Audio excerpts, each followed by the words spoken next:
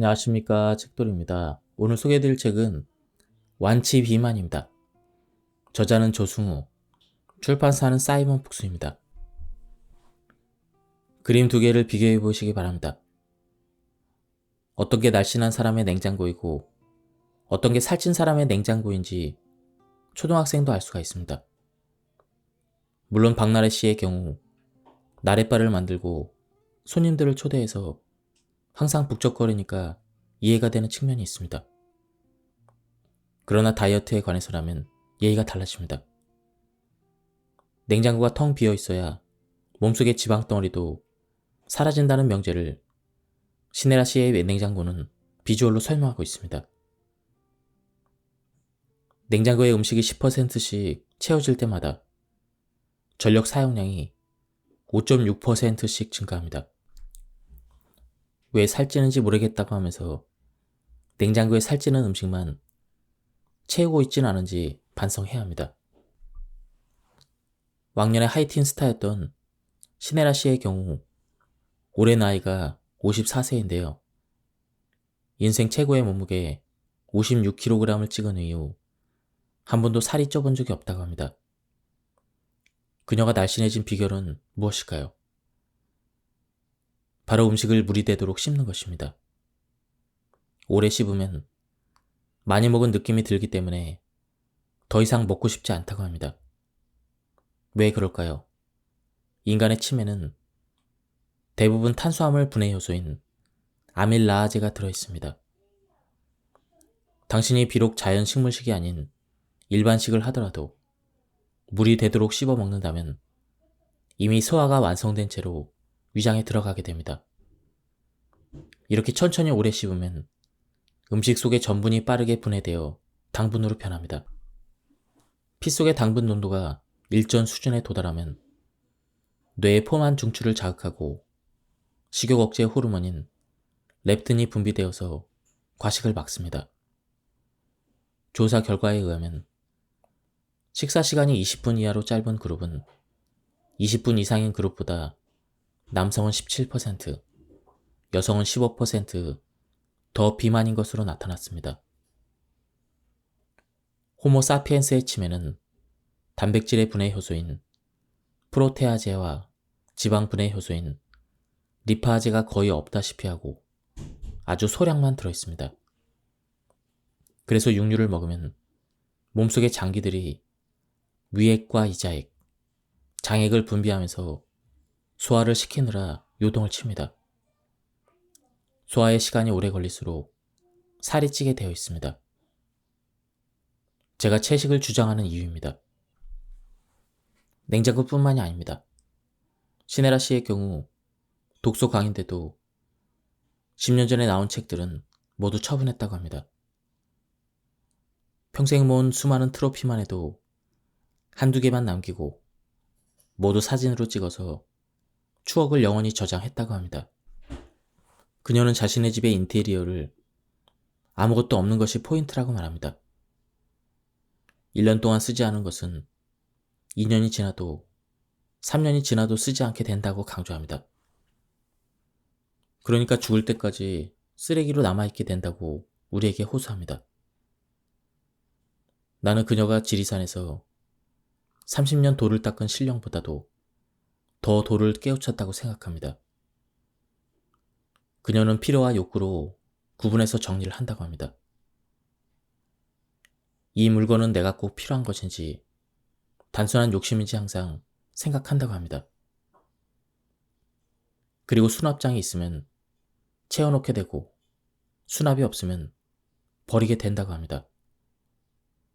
저는 이 말에 100% 공감합니다. 저도 가능하면 서랍장을 없애고 물건을 보이는 곳에 노출하려고 노력합니다. 그리고 오늘은 무엇을 버릴까 생각하며 뒷짐을 지고 집안을 한 바퀴 도는 것을 취미로 삼고 있습니다. 스모 선수들이 체중을 불리기 위해서 가장 많이 먹는 음식은 찬코 나베라는 전골 요리입니다. 생선과 닭 요리와 어묵과 채소 등을 한꺼번에 때려 넣어 푹 끓인 음식입니다. 일종의 잡탕 요리라 생각하면 맞습니다. 스모 선수들은 대여섯 그릇의 잡탕 요리와 무제한 흰 쌀밥, 맥주와 사케를 곁들여 점심을 먹습니다. 그리고 곧바로 2시간 이상 낮잠을 잡니다. 낮잠에서 일어나 잠시 자유시간을 가진 뒤에 오후 5시쯤 되면 똑같은 식사를 하고 9시가 되면 곧바로 잠을 잡니다. 여기서 또 중요한 것은 곧바로 자는 잠입니다.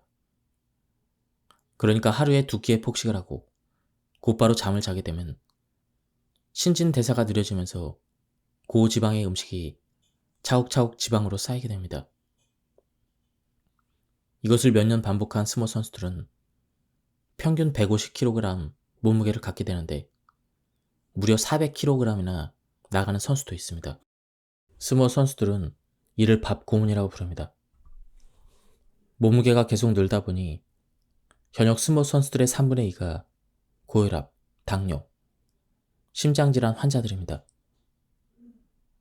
스모 선수의 평균 체중인 150kg이 넘는 선수들의 경우 대부분 50세 이전에 사망합니다.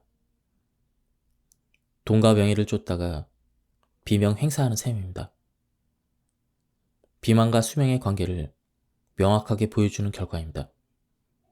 제가 요약을 해보면 술과 고기와 흰쌀밥을 많이 먹고 곧바로 자면 살이 찌고 빨리 죽는다는 것입니다. 제가 만일 스모 코치라면 햄과 소세지를 잡탕 전골 요리에 듬뿍 넣으면 더 빨리 살이 찐다고 비법을 전수할 것입니다. 스모 선수들이 살을 찌우는 법은 우리와 많이 닮았습니다. 다이어트를 한답시고 점심을 굶은 다음 늦은 저녁 입이 터져 참지 못하고 치킨 한 마리에 피자 한 판, 그리고 빵과 과자와 콜라를 폭풍 흡입하다가 소파에 비스듬히 누워 불도 끄지 않은 채 잠드는 우리와 참 많이 닮았습니다. 제로 칼로리의 함정. 칼로리가 적은 음식이 다이어트 음식이다라는 식품 회사의 마케팅에 속으면 당신은 진짜 호구가 될 가능성이 있습니다. 제로 칼로리라고 자랑스럽게 써진 음료수를 자주 마신다면 당신은 살이 찌고 암에 걸릴 위험성이 높습니다. 제로 칼로리 음료뿐만 아니라 막걸리의 단맛을 내는 아스파탐이 이와 마찬가지입니다. 아스파탐은 인공적으로 만든 화학 감미료입니다. 세계보건기구 산하 국제암연구소에서는 술, 담배, 가공육을 확정적 발암물질로 분류했습니다. 붉은색 육류와 튀긴 음식을 발암 추정물질로, 아스파탐은 발암 가능 물질로 분류했습니다. 이에 반발해서 코카콜라 계열사 등이 소속된 국제감미료협회에서는 아스파탐을 이런 식으로 분류하면 설탕을 불필요하게 더 많이 섭취하도록 소비자들을 오도할 수 있다고 지적했습니다. 이 말은 설탕을 먹어서 살이 찌기보다는 아스파탐을 많이 먹어서 살이 찌고 암에 걸리라는 말과 무엇이 다르다는 말입니까? 무엇을 정제하면 할수록 몸에 더 치명적입니다. 아스파탐은 석유 등에서 추출한 화학 물질이라고 합니다. 우리나라 식품안전처에 의하면 중국산 수입 김치의 85% 제품에 아스파탐을 투여한다고 했습니다.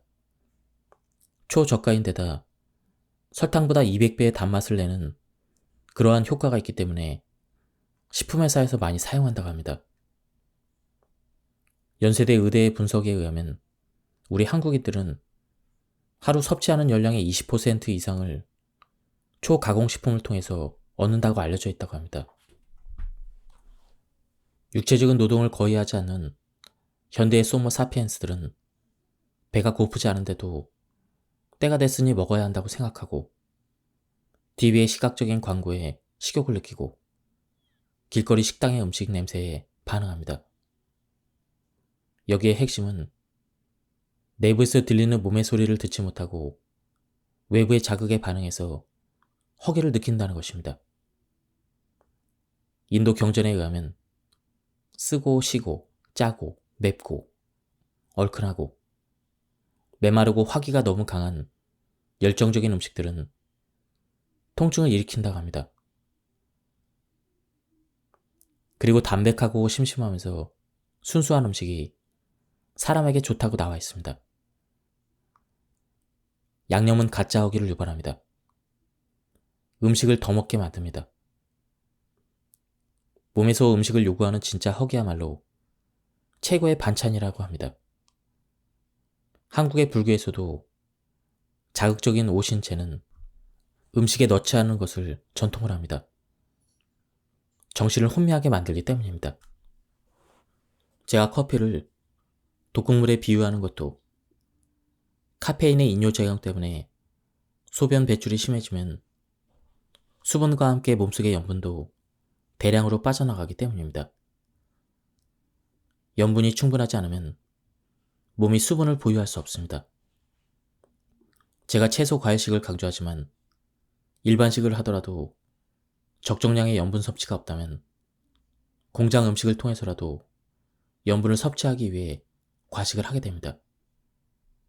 배가 부른데도 입이 심심하기 때문입니다. 제가 채소 과일식을 주장하는 이유 중 하나는 산 음식에 각종 미네랄이 살아있기 때문입니다. 과일을 먹은 뒤 무엇인가 부족해서 소금을 먹어본 경험이 있습니까? 성숙한 인간은 남의 도움 없이 스스로 살듯 채소와 과일은 스스로 완벽하기 때문에 양념 범벅이 필요 없는 이유입니다. 설사 익힌 음식을 먹게 되더라도 소금만으로 양념하면 그 음식의 고유의 풍미를 느끼게 된다고 강조합니다. 무슨 특별한 소금을 찾아 별도로 섭취할 필요 없이 채소 과일식을 실천하면 충분하다는 말씀을 다시 한번 강조합니다. 밀가루에는 그 밀가루가 썩지 않게 하려고 방부제를 비롯한 수십 가지 화학약품을 투하합니다. 시골집 외부에 있는 화장실에 밀가루를 뿌리면 구더기가 나오지 않는 것도 바로 이런 이유 때문입니다. 밀가루를 배에 싣고 오랜 기간 썩지 않게 하기 위해 이러한 방법을 쓰는 것입니다. 밀가루를 사용해서 각종 라면과 빵, 과자나 피자를 만들 때 다시 한번 확인 사살을 하게 됩니다. 오래 보존하기 위해서 방부제와 산화방지제, 착색제, 인공감미료, 화학조미료 등이 무한대로 투하됩니다. 쌀로 만든 공장 음식도 이와 같은 과정을 통해서 만들어집니다. 저는 쌀과 밀은 죄인이 아니라는 점을 설명하기 위해서 예를 들었습니다. 탄수화물은 식품 첨가물을 실어 나르는 운반체에 불과합니다. 쌀과 밀, 그러니까 탄수화물이 범인이 아니라 가공 과정에서 마음껏 투하되는 독성 가득한 식품 첨가물이 바로 죄인입니다. 이런 독성 물질이 몸에 들어오면 이를 저장하기 위해서 지방 음식을 부르고 수분을 부르고 마침내 비만이 완성된다는 점을 다시 한번 강조합니다. 예전에 살을 빼겠다고 잠시 마라톤을 한 적이 있습니다. 대회에 참가하려고 퇴근 후에 열심히 연습을 했습니다. 그러다가 문득 인간은 뛰는 동물인가? 이런 생각을 하게 되었습니다. 육식동물이나 초식동물이나 포유류의 대부분은 물론 뛰기도 하고 걷기도 합니다. 육식동물은 사냥할 때 뛰고 초식동물은 도망갈 때 뛰지만 평소 생활의 1% 정도에 지나지 않습니다. 저는 마라톤을 멈췄습니다. 인간은 걷는 동물이라는 원리의 깨달음이 왔기 때문입니다. 강원도 방태산에서 사람들의 질병을 고쳐주는 김영길 선생님이 계십니다. 그에 져서 누우면 죽고 걸으면 산다에서는 모든 질병은 걸으면 낫는다고 강조하십니다. 의학의 아버지 히포크라테스는 걷기가 가장 좋은 약이라고 말했습니다. 옛말에 나무는 뿌리가 먼저 늙고 사람은 다리가 먼저 늙는다는 말이 있습니다. 동의보감에서는 약으로 몸을 치료하기보다는 음식이 낫고 음식보다는 걷기가 더 낫다는 의미가 있습니다. 김영길 선생님의 직업도 저와 같은 한약사입니다. 선생님은 별의 심취에서 명문대 S대 천문학과를 졸업했으나 가업 등의 이유로 사업을 하였습니다. 어느 날 하늘의 길과 생명의 질서가 같다는 생각에 이르러 한약사가 되었다고 합니다. 저는 지금 마라톤을 부정하고 걷기를 찬양하기 위해서 이 글을 쓰는 것이 아닙니다. 신발을 부정하고 맨발을 찬양하기 위해서 이 글을 쓰는 것이 아닙니다. 제가 인류 원형의 음식은 산 음식이라고 주장하는 것처럼 맨발 걷기도 인류의 원형을 찾아가는 작업입니다. 맨발 걷기의 이로움은 두 가지로 정리할 수가 있습니다. 첫째는 접지 효과이고 둘째는 지압 효과입니다. 접지 효과란 신발을 벗고 맨발로 땅과 접지하면 땅속의 전기와 몸속의 전기가 소통함으로써 활성산소가 몸에서 밖으로 배출되어 각종 질병이 사라지고 살이 빠진다는 것입니다. 우리가 호흡하면 몸속에 들어오는 산소 중 약 2% 정도가 산소 쓰레기로 변하는데요. 이것이 비만과 각종 질병의 원인이라는 사실을 우리는 알고 있습니다. 호모사피엔스는 신발을 신어서 지구와의 상호 교류를 차단함으로써 각종 질병에 시달려 왔다는 논리에 저도 적극 동참합니다. 두 번째는 지압 효과입니다. 발바닥은 원래 매우 예민한 기관입니다. 인간의 발바닥은 몸의 수많은 신경과 연결되어 있습니다. 7,200개의 신경이 있고 2만 개 이상의 신경 말단이 있습니다. 족부 치료를 전문으로 하는 정형외과 의사들은 하루에 수십 명씩 발을 만져도 간지럽다고 빼시는 분은 한 명도 없다고 합니다. 그만큼 신발을 오래 신어 신경이 둔해진 까닭입니다. 땅과의 정기적인 교류를 차단했기 때문입니다. 사실 우리 몸이 살이 찌고 병에 걸리는 것은 혈관의 흐름이 원활하지 못하기 때문입니다. 강물이 쓰레기로 여기저기 막혀 있으면 강물이 넘치고 뚝이 터지는 이유와 하나도 다르지 않습니다. 혈관의 길이를 일직선으로 연결하면 약 10만 킬로미터로 지구를 2바퀴 반 정도는 도는 거리라고 합니다. 혈관에 지방이 잔뜩 쌓이면 혈관의 흐름에 방해를 받습니다. 강물이 힘차게 흐르게 해서 쓰레기를 밖으로 떠내려 보내야 합니다.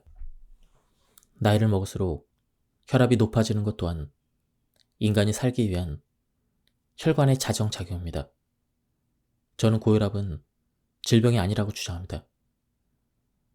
당신이 피트니스에서 운동을 한 직후에 혈압을 재면 120에서 80이었던 혈압이 180에서 90으로 쭉쭉 올라갑니다. 운동 후에 한두 시간이 지나면 정상 혈압으로 돌아갑니다. 혈관의 압력을 세게 하면 혈관을 청소하게 되는데요. 이것이 운동이 필요한 이유입니다. 심장에서 심장 밖으로 피를 내보내는 혈관을 동맥이라고 부릅니다. 그리고 심장 밖에서 심장으로 돌아오는 혈관을 정맥이라 부릅니다. 힘차게 흐른다고 하여 동맥이고 천천히 흐른다고 하여 정맥입니다. 여름에 반바지를 입으면 장단지 혈관이 울퉁불퉁 튀어나온 사람들을 가끔 보는데요. 이 정맥을 통과하는 피가 원활히 흐르지 못하고 한 곳에 고여 정맥이 꽈리처럼 부풀어 오르는 그런 현상입니다. 우리는 이를 하지정맥류라 부릅니다. 혈관에 기름때와 노폐물이 쌓여서 생기는 현상입니다. 그러면 동맥과 정맥의 교차점은 어디에 있을까요? 그렇습니다. 바로 발바닥입니다. 그래서 99%의 운동이 다리를 바닥에 디디는 것입니다. 축구나 농구가 그렇습니다. 마라톤이나 높이뛰기도 발바닥에서 시작합니다. 심장의 기능이 아무리 좋아도 다리 아래까지 내려간 혈액을 심장으로 끌어올려야 순환이 완성됩니다. 혈액을 위로 끌어올리기 위해서는 맨 먼저 근육을 움직여야 합니다. 그리고 혈관을 수축시켜야 합니다. 그래야 수축과 이완을 반복할 수가 있습니다. 신발을 신고 걷는 것과 맨발로 맨 땅을 걷는 것의 운동 효과는 하늘과 땅 차이라고 할 수가 있습니다. 저는 맨발 걷기의 효과를 하나 더 추가하고 있습니다. 바로 명상 효과입니다. 물론 초기에는 약간의 어려움이 있을 수 있습니다. 땅에 있는 돌들 때문에 방해를 받을 수도 있고 땅이 차면 발이 시릴 수도 있습니다. 또한 사람이 한꺼번에 산을 걸으면 시끄러울 수도 있습니다. 그렇게 어느 정도의 시간이 지나면 혼자 산길을 맨발로 걸으실 것을 추천드립니다. 지금이라도 검색해보면 서울에만 수십 곳, 전국적으로 수백 곳이 있습니다. 세상에서 가장 좋은 책은 산책이라는 말이 있습니다. 혼자 산책하듯 걸으시면서 나의 비만과 질병은 어디에서 온 것일까? 자신에게 물으시는 시간이 되시길 바랍니다. 맨발로 걸으면 신발을 신고 걷는 것과 달리 척추가 곧바로 펴지는 것을 느낄 수가 있습니다. 척추뼈가 곧바로 펴져야 심호흡을 할 수가 있습니다. 비만과 질병을 외부에서 찾으면 절대로 요요 없이 평생 날씬하고 건강한 몸을 가질 수가 없습니다. 앞서 말씀드린 것처럼 알이 밖에서 깨지면 계란 후라이가 되고 내부에서 깨져야 새 생명이 됩니다. 산 위 바위에 걸터 앉아 혼자 명상하는 것은 사실 고도의 경지입니다. 몸과 마음의 소리를 듣는 걷기 명상으로부터 실천하시길 바랍니다. 간혹 신발이 인류의 수명을 늘려주었다는 말에 맨발 걷기를 포기하지 않기를 바랍니다. 명상을 하기 위해서는 맨 처음 호흡이 중요합니다. 우리가 심호흡을 해야 된다고 말합니다. 깊을 심자를 쓰는데요. 입을 닫고 코로 숨을 쉴 때 한 번 깊게 들이마시고 천천히 내뱉는 그러한 방식을 합니다. 입을 닫고 코로 천천히 숨을 내뱉으면 자연히 배가 쑥 들어가서 저절로 복식 호흡을 하게 됩니다. 심한 노동으로 뼈마디가 쑤시거나 심한 질병에 걸린 사람들은 모두 끙끙 앓는 소리를 하는데요. 이것이 바로 심호흡입니다. 끙끙 앓는 소리를 내기 위해서는 숨을 한번 들이마시고 천천히 끙끙대며 내쉬게 됩니다. 앓는 소리를 내면 통증이 줄어듭니다. 옛말에 숨결이 고우면 살결도 곱다라는 말이 있습니다. 우리가 깊은 호흡을 해서 폐의 기능이 극대화되면 몸속에 열이 내려갑니다. 또한 피부 구멍이 열려 독소를 밖으로 배출시키게 됩니다. 조금 강도 높게 호흡하면 위에 티베트 서도동처럼 땅구멍까지 활짝 열려 피부 밑의 독소와 노폐물이 모두 빠져나갑니다. 당연히 피부에 화색이 돌고 윤기가 나게 되는데요. 일반적으로 폐가 튼튼하면 살결이 매끄럽고 폐가 약하면 피부에 윤기가 없게 됩니다. 저는 당신이 아침마다 믹서기로 갈아서 스무디 형태로 먹든 착즙기로 뽑아서 액체 형태로 마시든 어떤 주스라도 찬성합니다. 다만 마트에서 파는 상업용 주스는 모두 제외합니다. 사과나 비트, 당근을 넣어서 ABC 주스로 마셔도 좋고 사과와 당근을 넣어서 당근 주스를 마셔도 좋습니다. 샐러리 주스도 적극 찬성입니다. 그럼에도 불구하고 제가 굳이 CCA 주스를 추천하는 이유는 두 가지입니다. 첫째는 편리성이고 둘째는 속 든든함입니다. 첫째, CCA 주스의 재료는 언제나 어느 곳에서나 구할 수가 있습니다. ABC의 주스의 경우 사과와 당근은 쉽게 구할 수 있지만 비트는 있는 곳도 있고 없는 곳도 있습니다. 그러나 당근과 양배추 그리고 사과와 조합인 CCA 주스의 경우 양배추는 쉽게 구할 수가 있습니다. 양배추를 팔지 않는 마트는 한 곳도 없습니다. 세 가지 모두 저장성이 좋고 하우스 농사가 발달해서 사계절 구입이 가능합니다. 둘째, CCA 주스는 양배추가 들어가서 속이 든든합니다. 채소는 과일에 비해 소화 속도가 조금 느린 편입니다. 소화 속도가 아주 빠른 사과의 소화 속도가 조금 느린 당근과 양배추가 들어가 있기 때문에 CCA 주스를 아침에 충분한 양을 마신다면 군것질이 생각나지 않을 정도입니다. 제 경험으로 봐서는 CCA 주스를 마신 뒤 점심때까지 배가 고픈 적이 거의 없습니다. 특히 아침에 밥을 반드시 먹어야 한다고 주장하는 남편에게 꼭 권해보시길 바랍니다. 양배추는 오래전부터 식용은 물론 약용으로 사용된 채소입니다. 고대 이집트에서는 환자에게 사용했고 고대 그리스 로마 시대에는 만병통치약처럼 사용했을 정도로 약으로서의 역사가 매우 깁니다. 양배추는 십자화과 채소인데요. 배추나 무, 양배추, 브로콜리, 케일, 청경채 등 꽃이 십자 모양을 띈다고 해서 붙여진 이름입니다. 이 양배추를 포함한 십자화과 채소가 비만을 완치하는 데 좋은 이유는 바로 설포라판이라는 성분 함량이 높기 때문입니다. 설포라판은 항염, 항암, 항노화뿐만 아니라 독소를 배출하는 기능이 있습니다. 디톡스 효과가 탁월해서 노폐물을 다량 배출하는 것으로 널리 알려져 있습니다. 저는 계속해서 많이 먹어서가 아니라 독소가 쌓여서 살이 찐다고 강조했습니다. 당신은 화학적으로 합성된 설포라판이 아니라 천연의 설포라판을 CCA 주스를 통해서 매일 섭취할 것을 당부드립니다. 저는 당근 1개, 양배추 4분의 1개, 사과 2개, 이런 조합의 착즙 주스가 좋았습니다. 그러나 믹서기로 갈아서 걸쭉한 스무디 형태를 먹는다면 절개 썬 다음 사과를 먼저 넣고 갈은 뒤에 양배추와 당근을 넣어주시면 됩니다. 물조차 넣지 않은 상태로 드시는 것을 추천합니다. 요구르트나 우유를 넣는 것은 적극 반대합니다.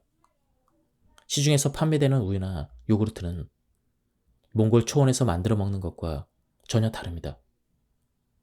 상업적으로 제조하는 과정에서 각종 화학 첨가물이 섞이게 됩니다. 음식을 이것저것 섞어서 넣으면 장에서 음식이 부패한다고 항상 강조합니다. 한 번에 한 가지 요리를 먹는 사람에겐 의사가 필요 없다라는 스코틀랜드 속담이 있습니다.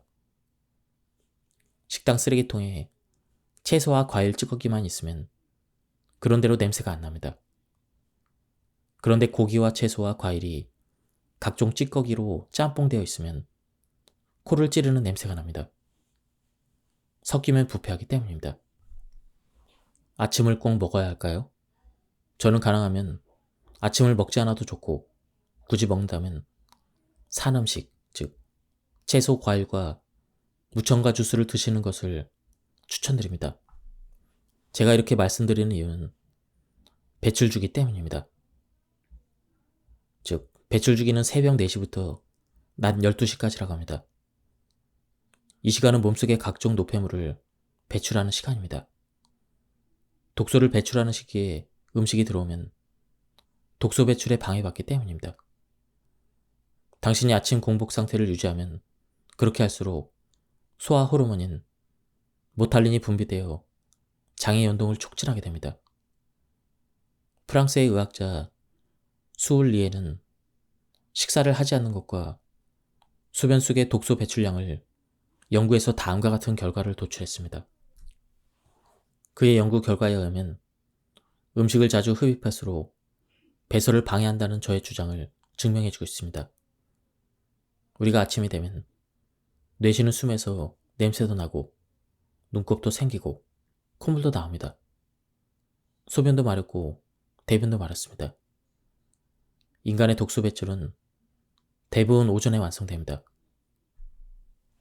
수울리에는 소변 속의 독소량을 체크했는데 아침과 저녁 두 끼만 먹을 경우 66%의 독소가 배출되었고 하루 세 끼를 다 먹을 경우 75%의 독소가 배출되었으며 아침을 거르고 두 끼를 먹으면 100%, 1일 1식을 할 경우 127%의 독소가 배출되었다고 연구 결과를 발표했습니다. 배출 주기에 아무것도 먹지 않는 것은 아주 중요합니다. 그러나 아침에 배출을 돕는 음식인 산 음식을 먹는다면 금상첨화입니다. 채소와 과일은 30분 만에 소화가 완성되고 무첨과 주스는 불과 5분 만에 완성이 됩니다. 이 음식들은 배출을 가속해줍니다. 그러니까 아침에 산 음식을 먹는 것이 1등이고 아침을 먹지 않는 것이 2등이라면 아침에 무거운 일반식을 하는 것이 꼴찌라는 것입니다. 아침을 먹지 않고 점심과 저녁을 일반식으로 먹는 것은 조식 폐지론자들의 주장입니다. 이 의견에 적극 동의합니다. 그러나 아침과 점심과 저녁을 배출 음식으로 먹는다면 쓰레기를 청소하고 천연의 영양분을 넣어준다면 그리고 가장 빠른 시간에 가장 큰 효과를 볼 수가 있습니다. 그러나 저녁 식사를 한 뒤에 산 음식을 먹는 것은 삼가하시기를 바랍니다. 쓰레기 음식에 첨소 음식이 들어가 봐야 발효만 일어날 뿐만 아니라 속이 부글부글 끓게 하기 때문입니다. 우리 속담에 아침 식사는 금이요 저녁 사과는 독이라는 말이 그래서 나온 말입니다. 아침 식사가 필요하다고 주장하는 사람들은 영양 흡수에 대해서만 다룰 뿐 배출에 대해서는 전혀 언급하지 못합니다. 살을 빼는 일에서 무엇을 먹는가도 중요하지만 독소를 배출하는 일은 더 중요하기 때문입니다. 카페인 제로 커피는 주로 유기용매 추출법으로 만들어집니다. 카페인만 제거돼야 되지만 커피 용매의 잔류 성분이 남아있게 됩니다. 커피 회사들은 남아있는 용매의 경우 만드는 과정에서 증발하기 때문에 건강에 해를 끼치지 않는다고 주장하지만 한때 커피 사업을 해본 저의 견해는 다릅니다. 아세틸 아세이틴은 주로 용매 및 희석제로도 사용되는데요. 가격이 저렴하고 냄새가 독하지 않아서 선호도가 높습니다. 회로 기판을 청소하는 데 사용되며 뇌일 광택제 제거제로도 사용됩니다. 그뿐 아니라 연구를 위해서 곤충을 수집하는 데 사용되는 절식제입니다. 습기를 빨아들이지 않기 때문에 곤충의 형태를 그대로 유지하면서 질식사시킬 수 있는 화학무기입니다. 당신은 곤충을 질식사시키는 용매가 첨가된 카페인 제로 커피를 마시겠습니까? 자연 상태의 그대로인 카페인이 들어간 저스트 커피를 드시겠습니까? 저에게 묻는다면 100% 그냥 커피를 마시겠습니다. 커피뿐만이 아닙니다. 당신이 마트 지낼 때에서 뭐뭐 제로라고 쓰여있는 제품을 본다면 모두 통과시켜 주시길 바랍니다. 카페인이나 설탕 대신 더 독한 첨가물을 넣었다는 그러한 뜻이기 때문입니다. 유명한 소주 상표에 제로 슈가라서 더 깔끔한 맛이라는 카피를 봤는데요. 머릿속에서 깔끔하게 지워주시길 바랍니다.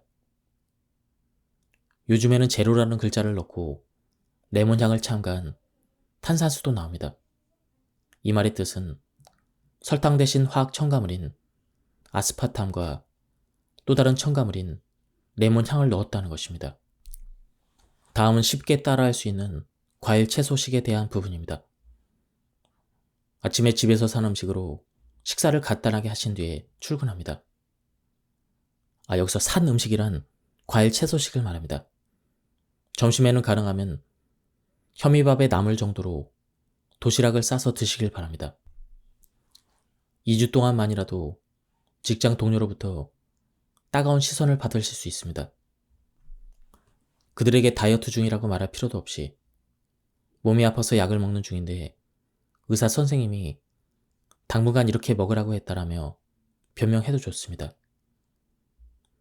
아침에 배변 후에 상쾌한 몸속에 청소 음식을 넣어주는 것은 아주 중요합니다. 오전 시간인 배출 주기는 몸의 노폐물과 음식 찌꺼기를 몸 밖으로 제거하는 시간입니다.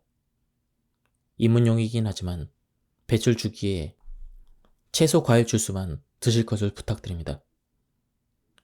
2주 동안 아침에 무조건 살아있는 음식을 먹는 것이 기본형의 핵심입니다. 한 가지 더 추가하자면 평일 점심에는 비록 일반식을 하더라도 자연식물식을 하시라고 당부드립니다. 자연식물식이란 채소와 과일 외에도 자연에서 가져온 식물을 허용하는 방식입니다. 그러니까 현미밥에 나물 등을 드셔도 좋고 고구마나 감자 등을 드셔도 좋습니다. 여기에는 절대 공장 음식을 섞어서는 안 됩니다. 밭에서 가져와서 불로 익힌 음식 정도로만 허용합니다. 이 두 가지만 2주 동안 지켜주시면 됩니다. 평일 저녁이나 주말 점심과 저녁에는 평소에 드시던 대로 일반식을 해도 좋습니다. 이렇게만 해도 2주 후에는 달라진 몸 상태를 경험하실 수가 있습니다. 아침에 산 음식을 먹고 평일 점심에 자연 식물식을 하는 것만으로도 당신은 80점 이상의 성적을 올리신 셈입니다. 체중이 2에서 3kg 정도 빠질 것입니다. 체중보다도 쾌적해진 몸 상태를 경험하실 수 있다고 장담합니다. 아침마다 무첨가 주스를 만들어 마실 경우 캔이나 병에 들어있는 주스는 절대 불가합니다. 그것들은 모두 살균되었고 정제되었으며 각종 화학 첨가물을 쏟아부은 공장 음식입니다. 요즘은 믹서기나 착즙기의 가격이 그리 비싼 편이 아닙니다. 아침에 드시는 과일은 종류를 굳이 구분하실 필요가 없습니다. 무첨가 주스도 가능하면 CCA 착즙 주스가 좋겠지만 형편에 따라서 여러 가지 과일과 채소를 넣어서 드셔도 문제가 없다는 점을 강조합니다. 그리고 주스를 마실 때 꿀꺽꿀꺽 한 번에 삼키지 말고 진한 에스프레소를 마시듯 훌쩍 마시기를 부탁드립니다. 물도 한꺼번에 대량으로 마시면 체할 수가 있습니다. 한 번에 한 모금씩만 천천히 삼켜서 침과 잘 섞이도록 하십시오. 우리 침에는 아밀라제라는 탄수화물 소화 효소가 있어서 식도에 들어가기 전에 1차로 소화를 완성합니다. 산 음식인 채소 과일은 불과 30분 만에 소화되고 주스는 5분 만에 소화됩니다. 이 음식들은 모두 청소 음식입니다. 점심과 저녁에 일반식을 했다고 하더라도 아침마다 속을 완전히 청소한 후에 하루를 시작할 수가 있습니다. 배변을 끝낸 후 아침마다 빈속의 청소를 완성하시길 바랍니다.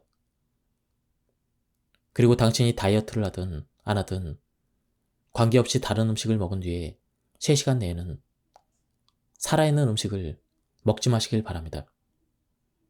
산 음식은 반드시 빈속에 먹는 청소 음식이라는 사실을 명심하시기를 부탁드립니다. 지금까지 이 책에 대한 리뷰를 모두 마쳤습니다. 이 책은 가독성이 굉장히 좋았습니다. 저자분의 책은 제가 여러 번 소개를 드렸는데요. 이번에는 좀 더 실전적인 부분이 많이 나와서 좋았습니다.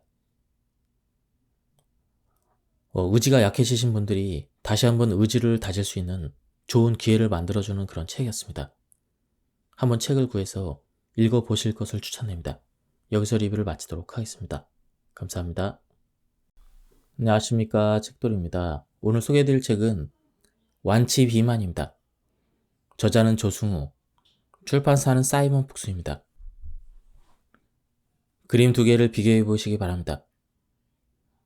어떤 게 날씬한 사람의 냉장고이고 어떤 게 살찐 사람의 냉장고인지 초등학생도 알 수가 있습니다. 물론 박나래 씨의 경우 나래바를 만들고 손님들을 초대해서 항상 북적거리니까 이해가 되는 측면이 있습니다. 그러나 다이어트에 관해서라면 예의가 달라집니다. 냉장고가 텅 비어 있어야 몸속의 지방덩어리도 사라진다는 명제를 시네라 씨의 냉장고는 비주얼로 설명하고 있습니다. 냉장고의 음식이 10%씩 채워질 때마다 전력 사용량이 5.6%씩 증가합니다. 왜 살찌는지 모르겠다고 하면서 냉장고에 살찌는 음식만 채우고 있진 않은지 반성해야 합니다. 왕년의 하이틴 스타였던 시네라 씨의 경우 올해 나이가 54세인데요.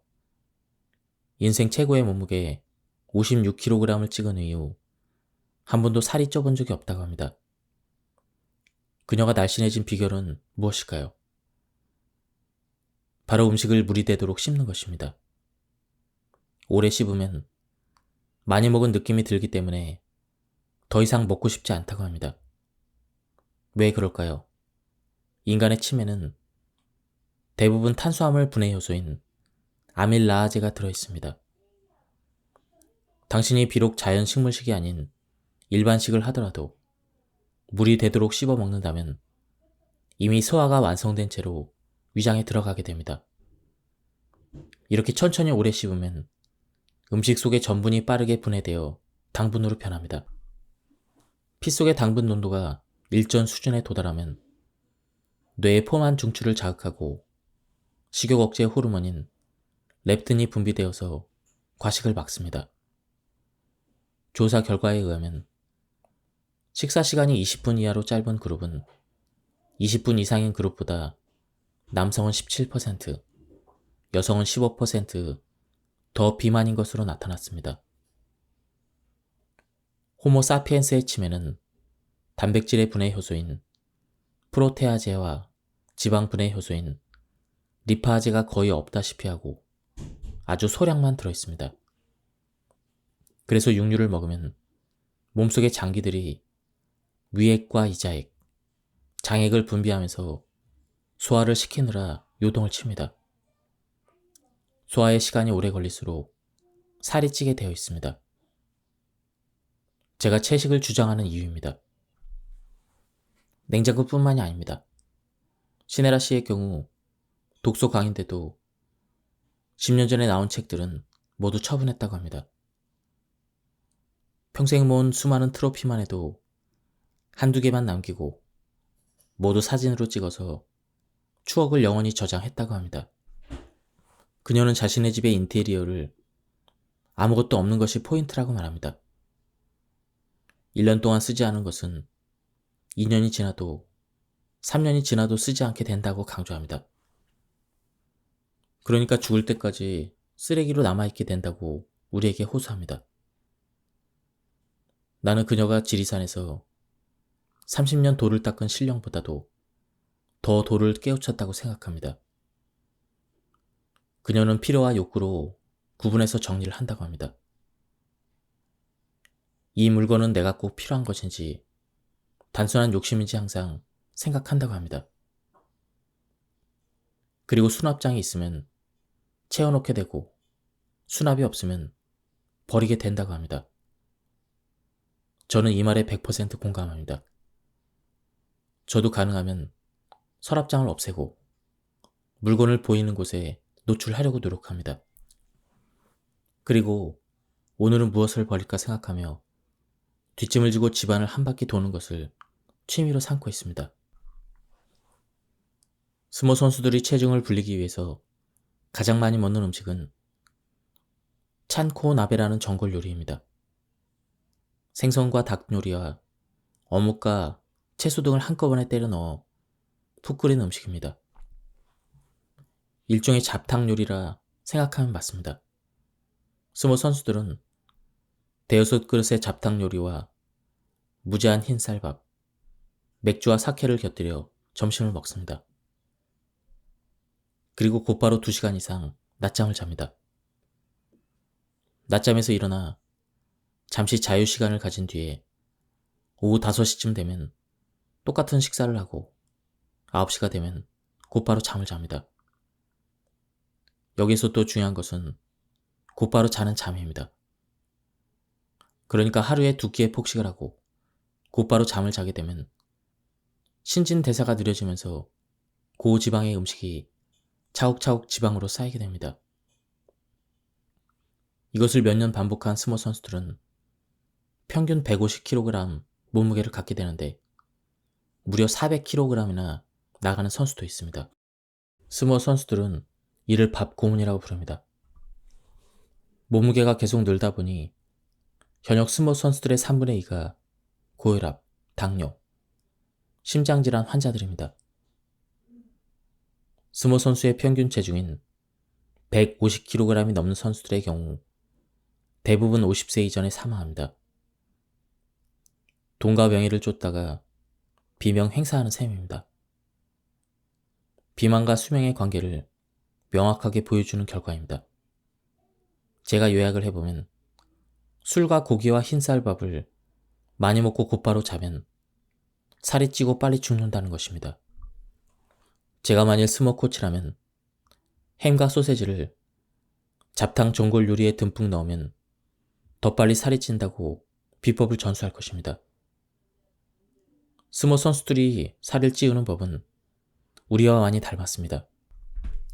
다이어트를 한답시고 점심을 굶은 다음 늦은 저녁 입이 터져 참지 못하고 치킨 한 마리에 피자 한 판, 그리고 빵과 과자와 콜라를 폭풍 흡입하다가 소파에 비스듬히 누워 불도 끄지 않은 채 잠드는 우리와 참 많이 닮았습니다. 제로 칼로리의 함정. 칼로리가 적은 음식이 다이어트 음식이다라는 식품 회사의 마케팅에 속으면 당신은 진짜 호구가 될 가능성이 있습니다. 제로 칼로리라고 자랑스럽게 써진 음료수를 자주 마신다면 당신은 살이 찌고 암에 걸릴 위험성이 높습니다. 제로 칼로리 음료뿐만 아니라 막걸리의 단맛을 내는 아스파탐이 이와 마찬가지입니다. 아스파탐은 인공적으로 만든 화학 감미료입니다. 세계보건기구 산하 국제암연구소에서는 술, 담배, 가공육을 확정적 발암물질로 분류했습니다. 붉은색 육류와 튀긴 음식을 발암 추정물질로, 아스파탐은 발암 가능 물질로 분류했습니다. 이에 반발해서 코카콜라 계열사 등이 소속된 국제감미료협회에서는 아스파탐을 이런 식으로 분류하면 설탕을 불필요하게 더 많이 섭취하도록 소비자들을 오도할 수 있다고 지적했습니다. 이 말은 설탕을 먹어서 살이 찌기보다는 아스파탐을 많이 먹어서 살이 찌고 암에 걸리라는 말과 무엇이 다르다는 말입니까? 무엇을 정제하면 할수록 몸에 더 치명적입니다. 아스파탐은 석유 등에서 추출한 화학 물질이라고 합니다. 우리나라 식품안전처에 의하면 중국산 수입 김치의 85% 제품에 아스파탐을 투여한다고 했습니다.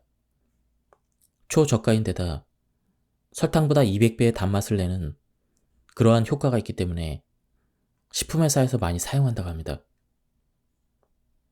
연세대 의대의 분석에 의하면 우리 한국인들은 하루 섭취하는 열량의 20% 이상을 초가공식품을 통해서 얻는다고 알려져 있다고 합니다. 육체적인 노동을 거의 하지 않는 현대의 소모 사피엔스들은 배가 고프지 않은데도 때가 됐으니 먹어야 한다고 생각하고 TV의 시각적인 광고에 식욕을 느끼고 길거리 식당의 음식 냄새에 반응합니다. 여기에 핵심은 내부에서 들리는 몸의 소리를 듣지 못하고 외부의 자극에 반응해서 허기를 느낀다는 것입니다. 인도 경전에 의하면 쓰고 시고 짜고 맵고 얼큰하고 메마르고 화기가 너무 강한 열정적인 음식들은 통증을 일으킨다고 합니다. 그리고 담백하고 심심하면서 순수한 음식이 사람에게 좋다고 나와 있습니다. 양념은 가짜 허기를 유발합니다. 음식을 더 먹게 만듭니다. 몸에서 음식을 요구하는 진짜 허기야말로 최고의 반찬이라고 합니다. 한국의 불교에서도 자극적인 오신채는 음식에 넣지 않는 것을 전통으로 합니다. 정신을 혼미하게 만들기 때문입니다. 제가 커피를 독극물에 비유하는 것도 카페인의 이뇨 작용 때문에 소변 배출이 심해지면 수분과 함께 몸속의 염분도 대량으로 빠져나가기 때문입니다. 염분이 충분하지 않으면 몸이 수분을 보유할 수 없습니다. 제가 채소 과일식을 강조하지만 일반식을 하더라도 적정량의 염분 섭취가 없다면 공장 음식을 통해서라도 염분을 섭취하기 위해 과식을 하게 됩니다. 배가 부른데도 입이 심심하기 때문입니다. 제가 채소 과일식을 주장하는 이유 중 하나는 산 음식에 각종 미네랄이 살아있기 때문입니다. 과일을 먹은 뒤 무엇인가 부족해서 소금을 먹어본 경험이 있습니까? 성숙한 인간은 남의 도움 없이 스스로 살듯 채소와 과일은 스스로 완벽하기 때문에 양념 범벅이 필요 없는 이유입니다. 설사 익힌 음식을 먹게 되더라도 소금만으로 양념하면 그 음식의 고유의 풍미를 느끼게 된다고 강조합니다. 무슨 특별한 소금을 찾아 별도로 섭취할 필요 없이 채소 과일식을 실천하면 충분하다는 말씀을 다시 한번 강조합니다. 밀가루에는 그 밀가루가 썩지 않게 하려고 방부제를 비롯한 수십 가지 화학약품을 투하합니다. 시골집 외부에 있는 화장실에 밀가루를 뿌리면 구더기가 나오지 않는 것도 바로 이런 이유 때문입니다. 밀가루를 배에 싣고 오랜 기간 썩지 않게 하기 위해 이러한 방법을 쓰는 것입니다. 밀가루를 사용해서 각종 라면과 빵, 과자나 피자를 만들 때 다시 한번 확인 사살을 하게 됩니다. 오래 보존하기 위해서 방부제와 산화방지제, 착색제, 인공감미료, 화학조미료 등이 무한대로 투하됩니다. 쌀로 만든 공장 음식도 이와 같은 과정을 통해서 만들어집니다.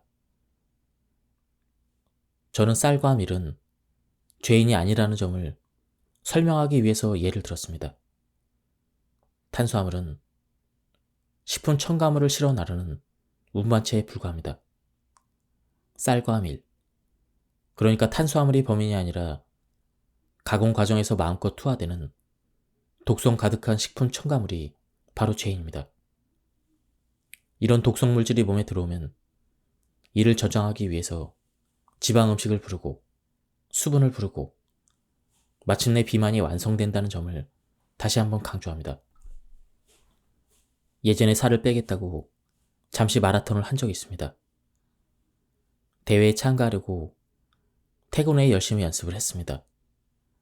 그러다가 문득 인간은 뛰는 동물인가? 이런 생각을 하게 되었습니다. 육식동물이나 초식동물이나 포유류의 대부분은 물론 뛰기도 하고 걷기도 합니다. 육식동물은 사냥할 때 뛰고 초식동물은 도망갈 때 뛰지만 평소 생활의 1% 정도에 지나지 않습니다. 저는 마라톤을 멈췄습니다. 인간은 걷는 동물이라는 원리의 깨달음이 왔기 때문입니다. 강원도 방태산에서 사람들의 질병을 고쳐주는 김영길 선생님이 계십니다. 그에 져서 누우면 죽고 걸으면 산다에서는 모든 질병은 걸으면 낫는다고 강조하십니다. 의학의 아버지 히포크라테스는 걷기가 가장 좋은 약이라고 말했습니다.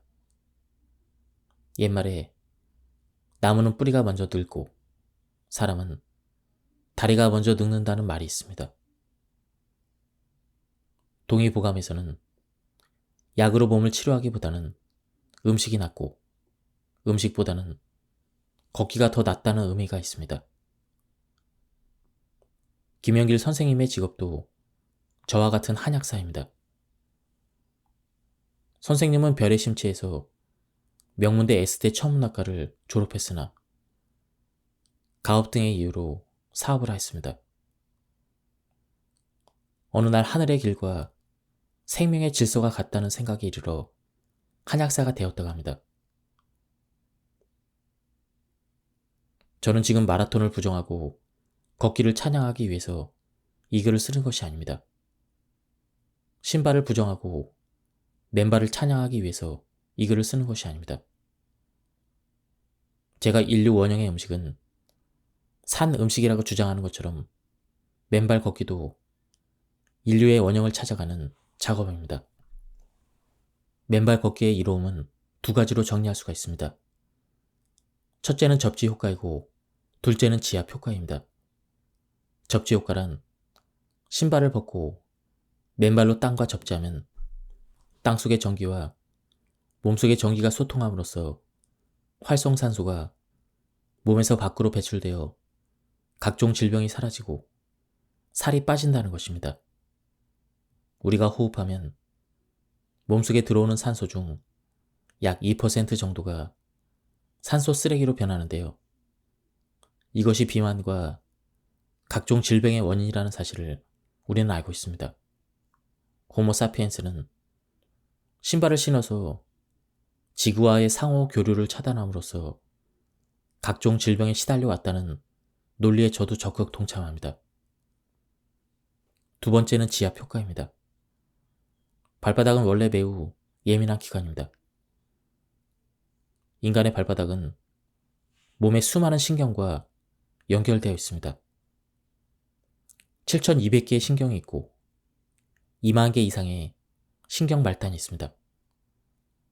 족부 치료를 전문으로 하는 정형외과 의사들은 하루에 수십 명씩 발을 만져도 간지럽다고 빼시는 분은 한 명도 없다고 합니다.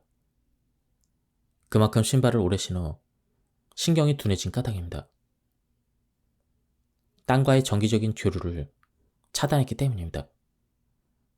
사실 우리 몸이 살이 찌고 병에 걸리는 것은 혈관의 흐름이 원활하지 못하기 때문입니다. 강물이 쓰레기로 여기저기 막혀 있으면 강물이 넘치고 뚝이 터지는 이유와 하나도 다르지 않습니다.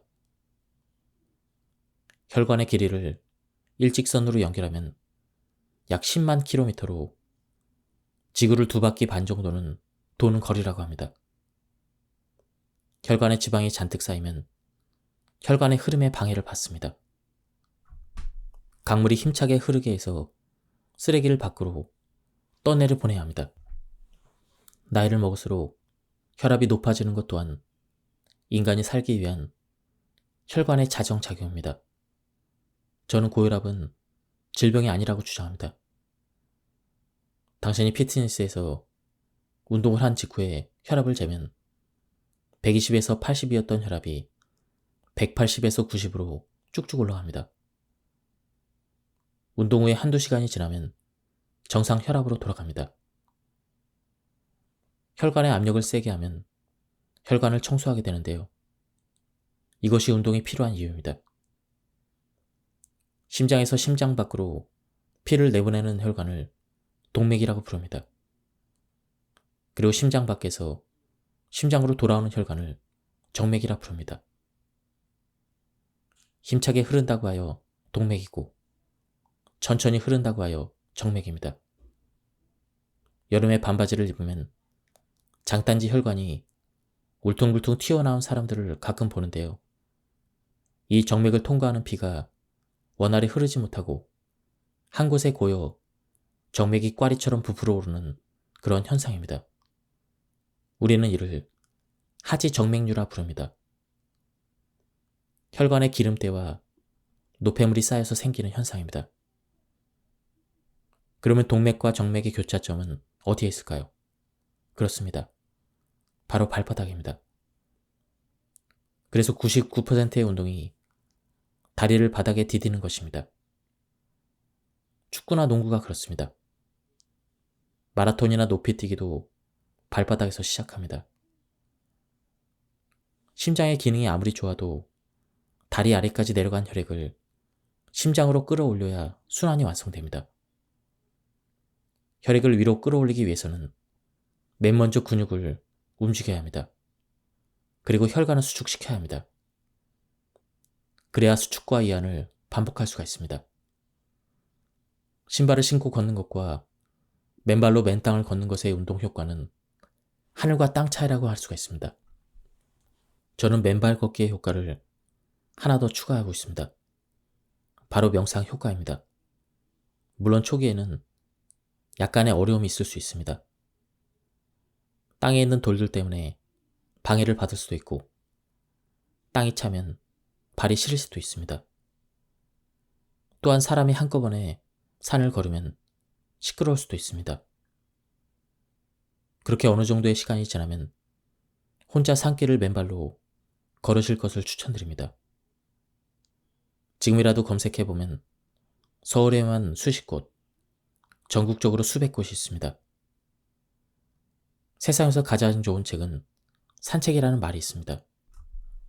혼자 산책 가득 걸으시면서 나의 비만과 질병은 어디에서 온 것일까? 자신에게 물으시는 시간이 되시길 바랍니다. 맨발로 걸으면 신발을 신고 걷는 것과 달리 척추가 곧바로 펴지는 것을 느낄 수가 있습니다.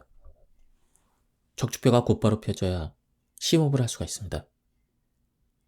비만과 질병을 외부에서 찾으면 절대로 요요 없이 평생 날씬하고 건강한 몸을 가질 수가 없습니다.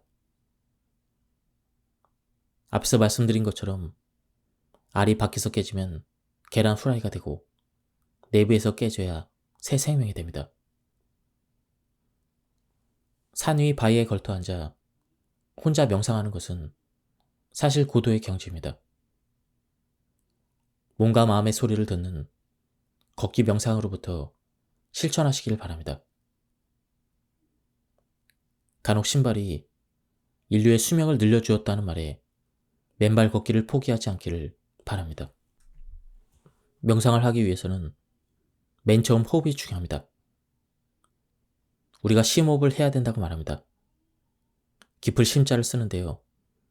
입을 닫고 코로 숨을 쉴 때 한 번 깊게 들이마시고 천천히 내뱉는 그러한 방식을 합니다. 입을 닫고 코로 천천히 숨을 내뱉으면 자연히 배가 쑥 들어가서 저절로 복식 호흡을 하게 됩니다. 심한 노동으로 뼈마디가 쑤시거나 심한 질병에 걸린 사람들은 모두 끙끙 앓는 소리를 하는데요. 이것이 바로 심호흡입니다.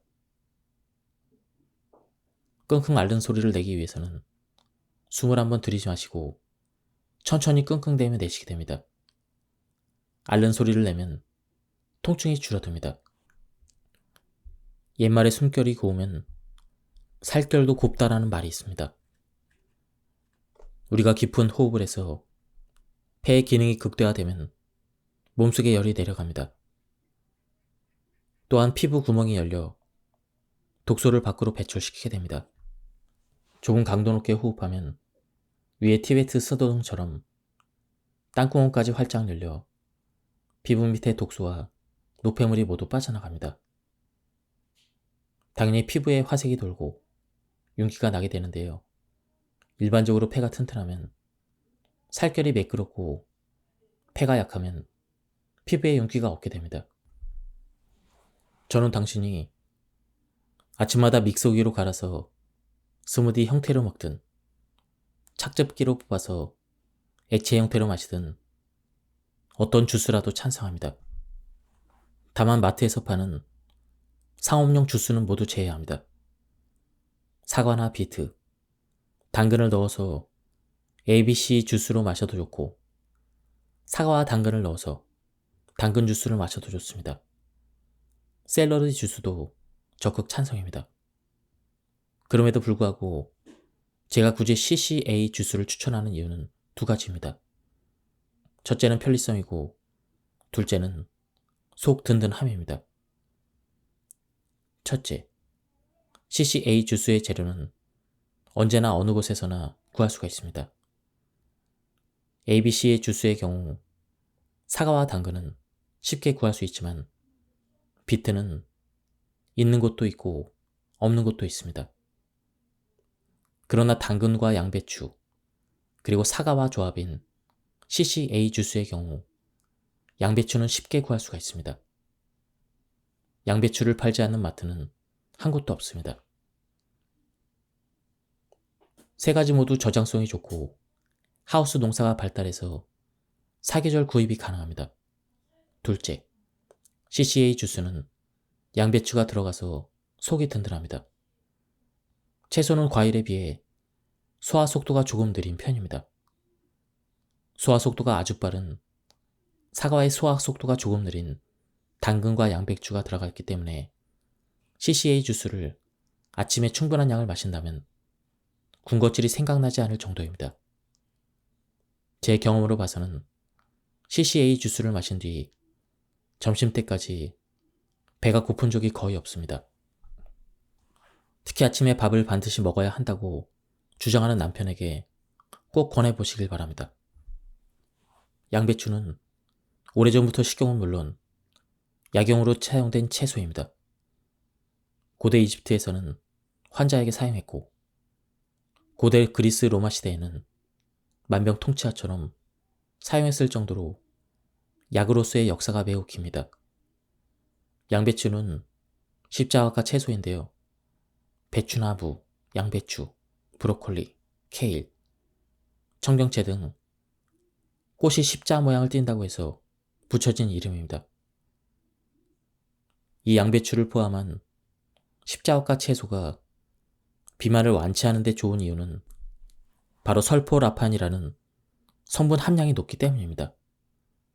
설포라판은 항염, 항암, 항노화뿐만 아니라 독소를 배출하는 기능이 있습니다.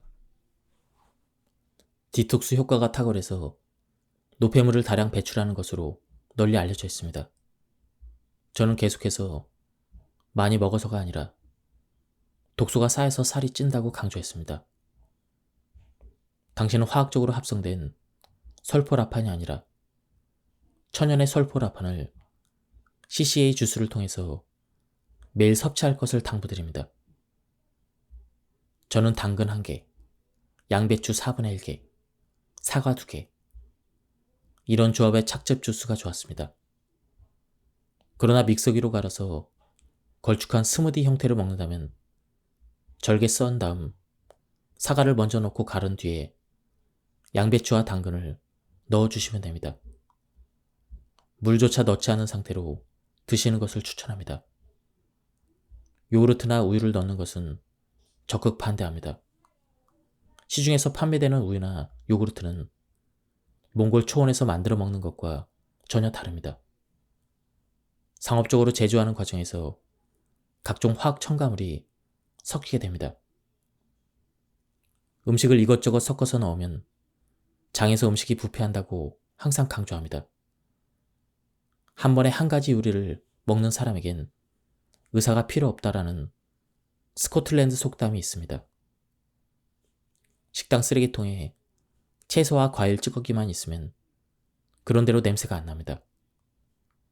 그런데 고기와 채소와 과일이 각종 찌꺼기로 짬뽕되어 있으면 코를 찌르는 냄새가 납니다. 섞이면 부패하기 때문입니다. 아침을 꼭 먹어야 할까요?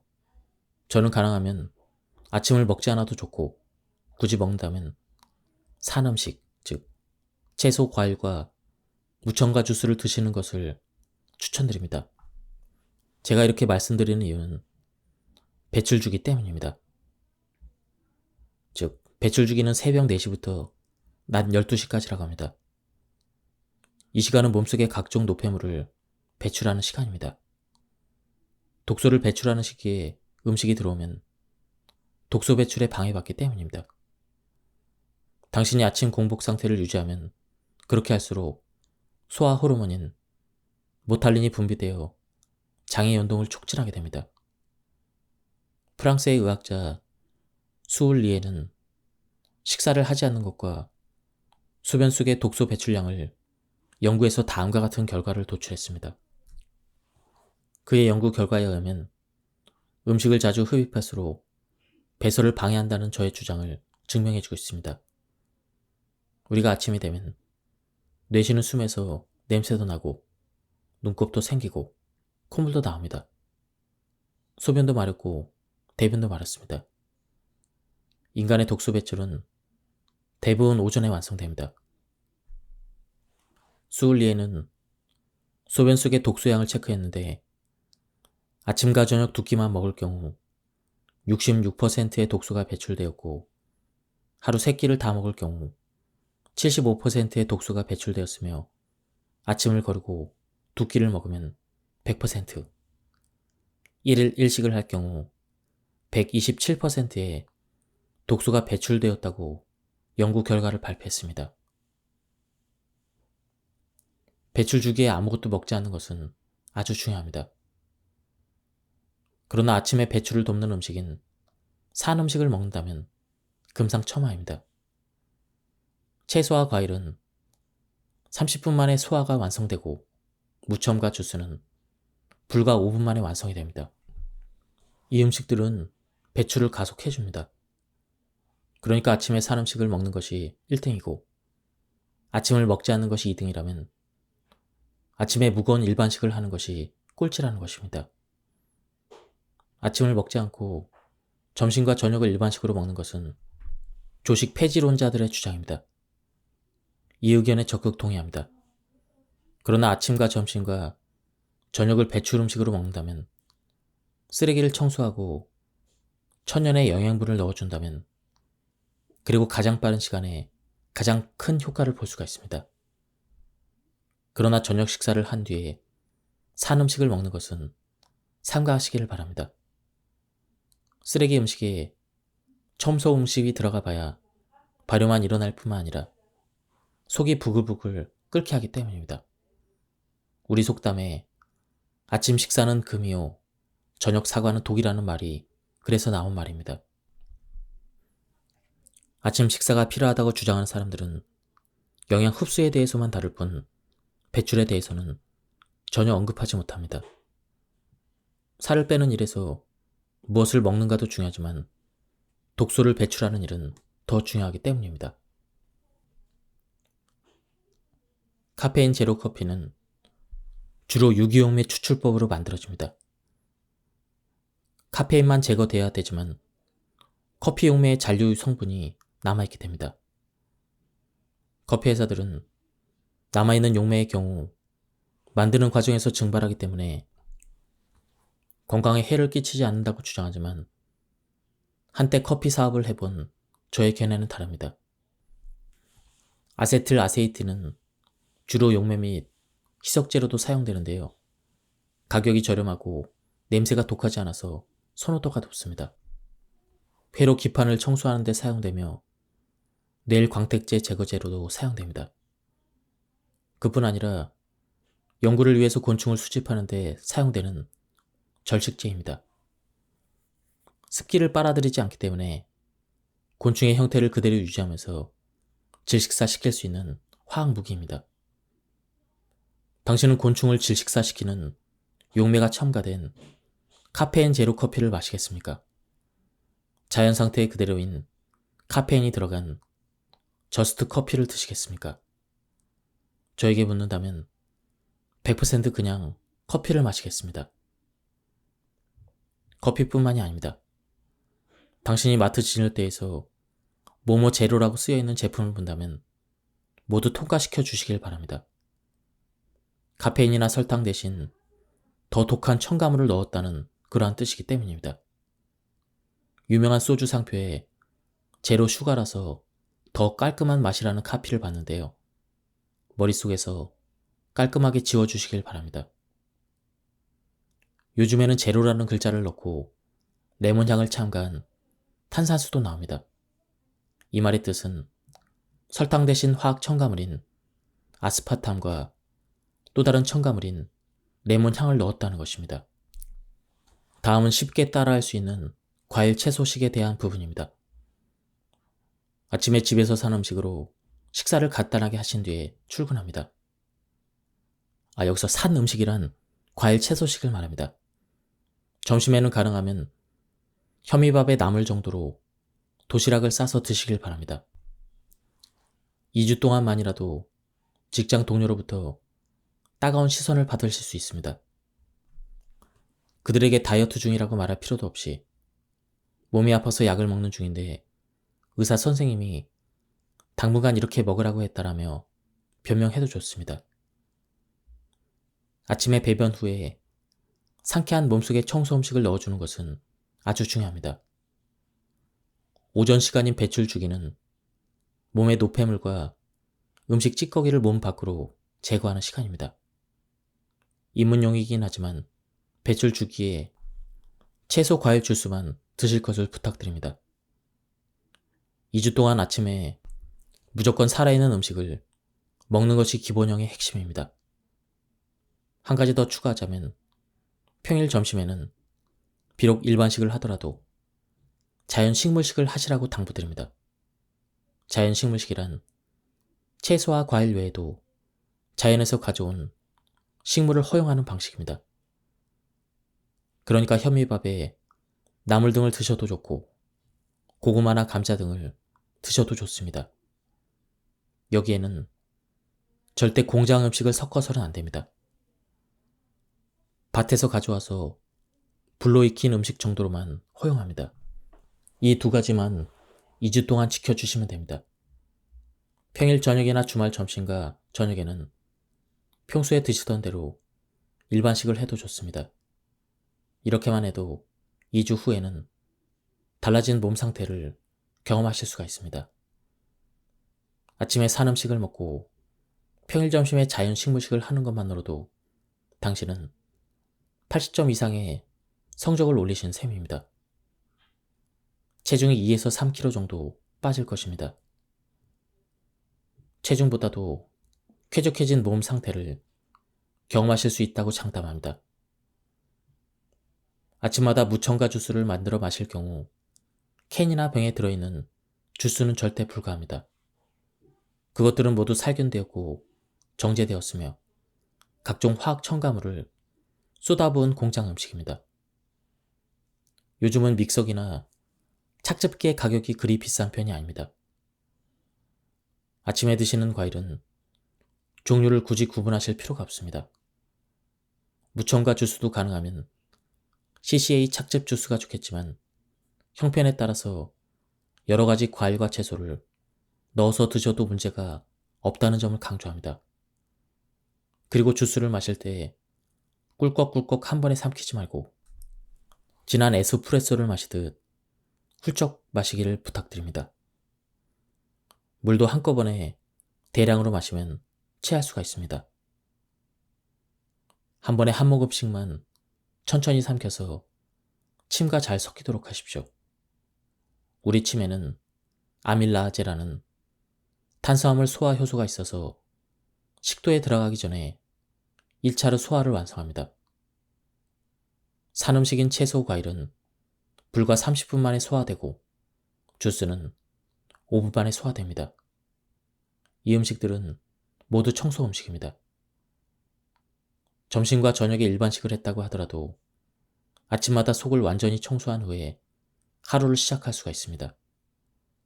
배변을 끝낸 후 아침마다 빈속의 청소를 완성하시길 바랍니다.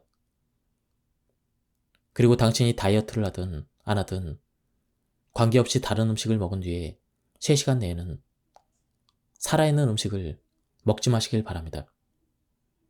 산 음식은 반드시 빈속에 먹는 청소 음식이라는 사실을 명심하시기를 부탁드립니다. 지금까지 이 책에 대한 리뷰를 모두 마쳤습니다. 이 책은 가독성이 굉장히 좋았습니다. 저자분의 책은 제가 여러 번 소개를 드렸는데요. 이번에는 좀 더 실전적인 부분이 많이 나와서 좋았습니다. 의지가 약해지신 분들이 다시 한번 의지를 다질 수 있는 좋은 기회를 만들어주는 그런 책이었습니다. 한번 책을 구해서 읽어보실 것을 추천드립니다. 여기서 리뷰를 마치도록 하겠습니다. 감사합니다.